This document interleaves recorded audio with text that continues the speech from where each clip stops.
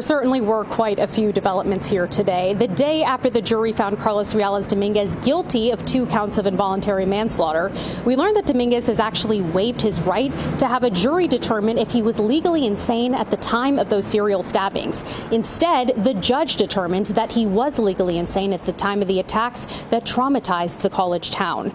Now, it's a move that was agreed upon by both the defense and prosecution. This means that Dominguez will be going to a state hospital. The judge determined that the term of his sentence is 6 years and 4 months. However, according to the prosecution team, Dominguez has already served that full term while in custody, along with credits. All 3 of those doctors concluded that the defendant was legally insane, that he had met this standard set forth. And the evidence was overwhelming at trial. When he committed the crime, he had a mental disease, that was schizophrenia. And secondly, because of that disease or defect, he was incapable of knowing or understanding the nature and quality of his act. And in fact, he was incapable of knowing or understanding that he was acting in a morally or legally wrong way. So those elements have been satisfied, and that is the verdict of the court at this time.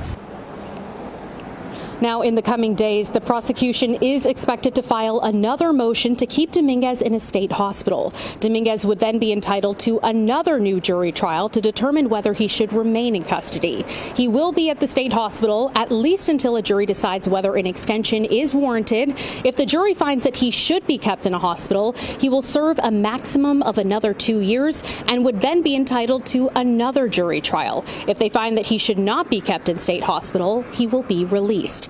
The Yolo County District Attorney's Office sent us a statement shortly after the court's decision that says in part, quote, "While the guilt phase of the legal proceedings have come to an end, nothing can undo the profound loss and trauma inflicted upon victims, their loved ones, and the Davis community. Our deepest condolences remain with the families and the friends of the victims in this case. While this is not the outcome we had hoped for, we respect the role of the jury in our justice system and thank each juror for their significant sacrifice they made in serving our community." Now, we should also note that Dominguez did not take to the witness stand in this trial. He, however, did do that in the previous trial, where he did admit to stabbing all 3 victims. None of the jurors were willing to speak with us today. And that is the very latest. For now, reporting live in Yolo County, covering local news that matters. Juliette Smith, Fox 40 News.